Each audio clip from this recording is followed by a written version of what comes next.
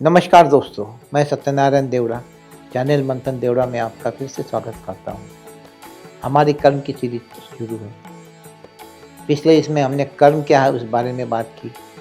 आज हम कर्मफल के बारे में बात करेंगे। कर्मफल क्या है और उसके बारे में लोगों की क्या धारणाएं हैं, इस पर हम बात कर रहे हैं। कर्म क्या है? कर्म एक संस्कृत शब्द है जिसका मतलब है एक्शन, क्रिया। हम हमारे पैदाइश से हमारे मृत्यु तक हम जो भी कुछ करते हैं वो हर कर्म गिना जाता है।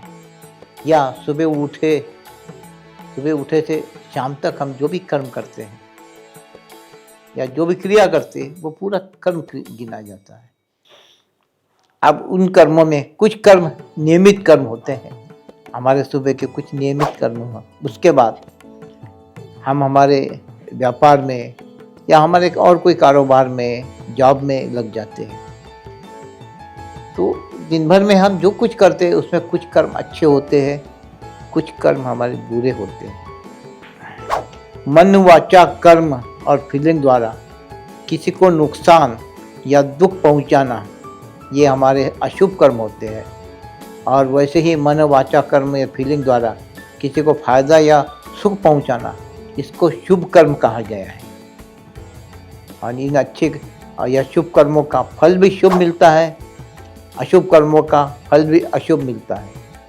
दोस्तों, भगवद गीता में भगवान श्री कृष्ण ने कहा है, कर्मण्येवाधिकारस्ते मा फलेषु कदाचन मा कर्म फल हेतुर्भूमो ते संगोस्तव कर्मणि। मतलब, हे अर्जुन, तू कर्म किए जा, फल की इच्छा मत रख। तेरा काम कर्म करना है, फल देना भगवान का काम है। फल की आशा मत रख और कर्म कर। इसी सिलसिले में किसी मूवी में एक गाना भी आया था, कर्म किए जा, फल की इच्छा मत करे वो इंसान, जैसे कर्म करेगा वैसे फल देगा भगवान। ये है गीता का ज्ञान, ये है गीता का ज्ञान। तो दोस्तों, इंसान का फर्ज होता है कि वो अपना कर्म करे। वो फल की इच्छा से अगर कर्म करता है तो उसके कर्म का फल कम मिलता है। अगर वो कर्म फल की आशा न रखते हुए अपना अच्छे कर्म कर रहा है तो उसका फल उसको कई गुना मिलता है। दोस्तों, मनुष्य जीवन में आया है। अब वो अगर किसी जीवन की हम बात करें, किसी के भी, तो कितने प्रकार होते हैं।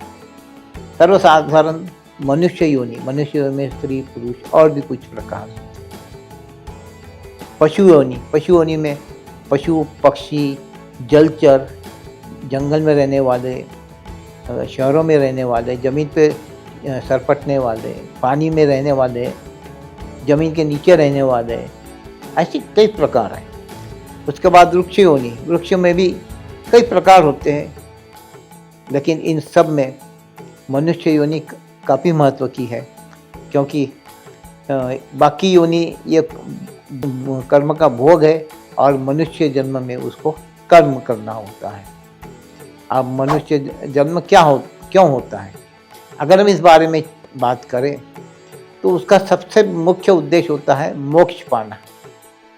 मनुष्य को वापस से धरती पे इसलिए भेजा जाता है कि वो मोक्ष के राह पे चले। कैसे चले?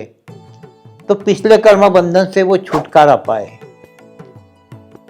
अब वो कर्म बंधन से छुटकारा कैसे पाए? तो उसको कुछ चीज़ें उसके प्रारंभ में लिख के आ जाती है। उसको किए हुए अच्छे बुरे कर्मों का फल भोगना होता है। एक दूसरा, दूसरों ने उसके साथ किए हुए अच्छे बुरे कर्मों का हिसाब चुकाना होता है। अगर किसी ने आपके साथ बुरे कर्म किए हैं तो आपको अधिकार है कि उसका बदला उससे ले। किसी ने आपके साथ अच्छे कर्म किए हैं, आपको मदद की है, हमेशा साथ दिया है, तो इस जन्म में आपका भी फर्ज होता है कि आप उसका बदला दे, मतलब उसको साथ दे, उसको मदद करे, हमेशा उसके साथ रहे। जो भी कुछ आपको उसने किया उसका बदला देना है। और बुरे कर्मों का बदला वैसे ही आपको लेने का अधिकार है।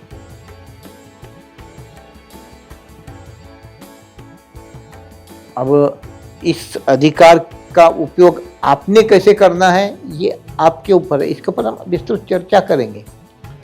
अब हमको कर्मफल कब भोगना पड़ता है दोस्तों, इसके बारे में कई लोगों की अलग अलग धारणाएं हैं।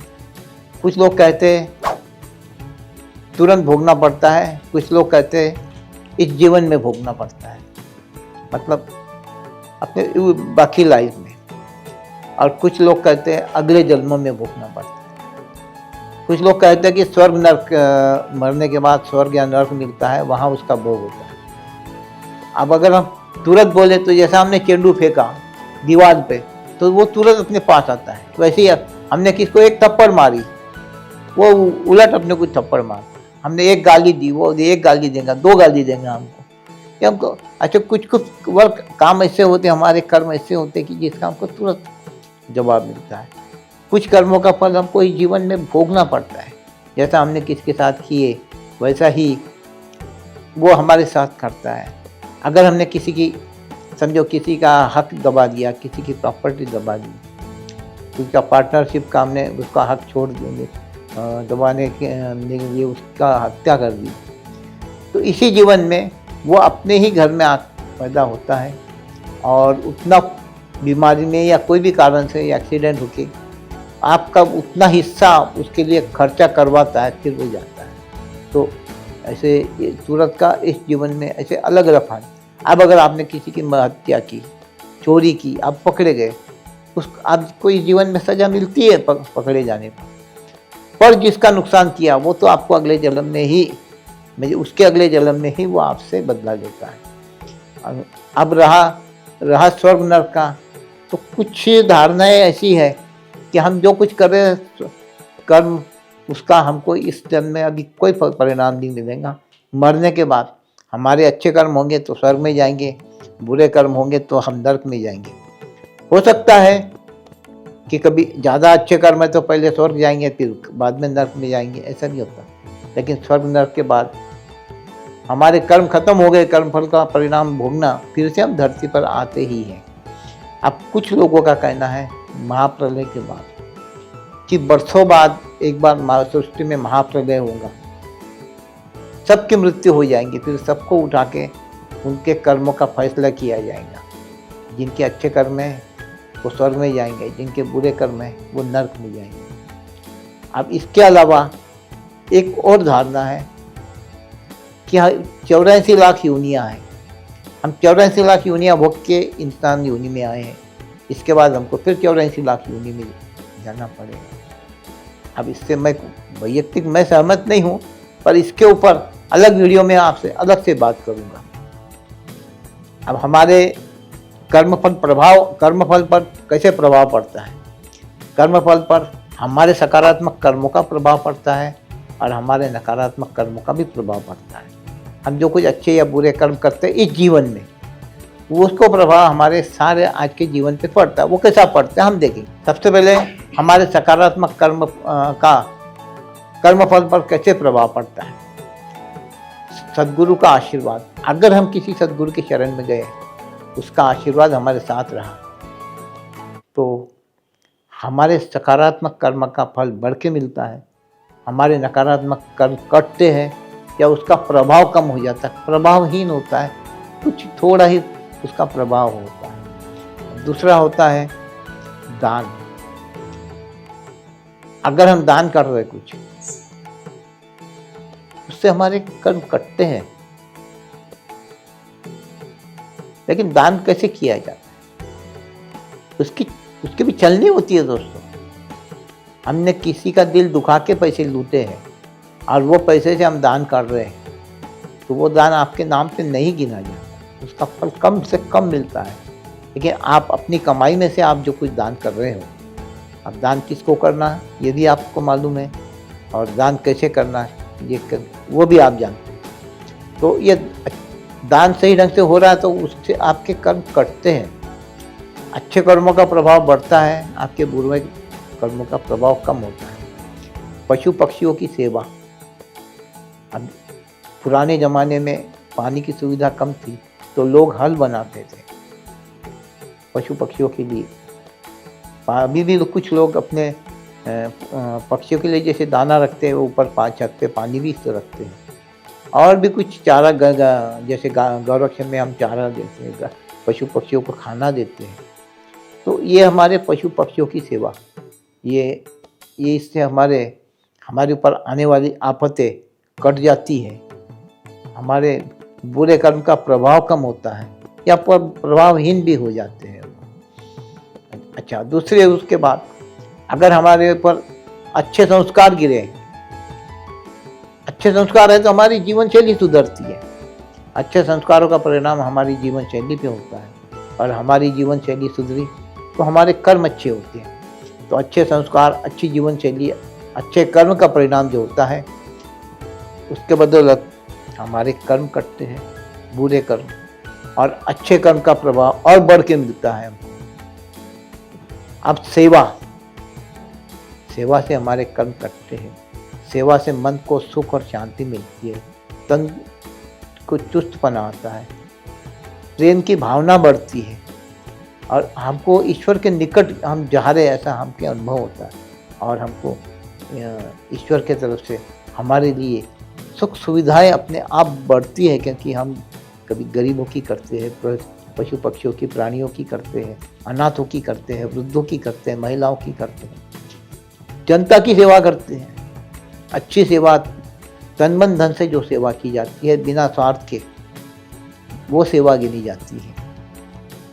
राजकारण के लिए हम जो सेवा करें वो सेवा में नहीं गिना जाता। उसके बाद है अपनों के अच्छे कर्म। दोस्तों, हमारे माता पिता या हमारे पुत्र, इनके द्वारा जो कुछ पुत्र यानी पुत्र पुत्री सभी, इनके द्वारा जो कुछ अच्छे या बुरे कर्म किए जाते हैं, जो अच्छे कर्म किए जाते हैं, उसका परिणाम हमारे अच्छे कर्मों पर निश्चित होता है। हमको उसका फल अधिक मिलता है, और हमारे बुरे कर्म उससे कटते हैं। और दोस्तों, अध्यात्म योग पर अलग से वीडियो हम निश्चित डालेंगे, लेकिन हम योग साधना करें तो योग साधना से हमारे कर्म कटते हैं। दोस्तों, अध्यात्म योग जो है उससे हमारे कर्म कटते हैं। अब आपको एक सीधा सा उदाहरण देता हूँ दोस्तों। अगर हमारे ऊपर ग्रह दशा है तो हम उसके लिए अलग टोने टोटके करते हो। कभी ज्योतिष बोलता है अमुक जाप करो तो ग्रह दशा कम होगी, कुछ कहता है कि अमुक खड़ा पहनो, तो कुछ कहता है कि अमुक पूजा करो, ऐसे कुछ ना कुछ उपाय बताते हैं। अब हमारे शरीर में जो 7 चक्र है वो 7 ग्रहों से संबंधित है। हमारे ग्रह खराब है तो हमारे चक्र खराब है। अगर हम योग करके, ध्यान साधना करके हमारे चक्रों को बैलेंस करेंगे, चक्रों को एक्टिव करेंगे, तो हमारे ग्रह अपने आप अच्छे होते हैं, तो ग्रह दशा उससे कम होती है। तो ये अध्यात्म योग से ग्रह दशा तो सुधरती है, हमारे कर्म भी कटते हैं, क्योंकि अध्यात्म योग से, योग यानी आत्मा परमात्मा का मिलन कहा जाता है।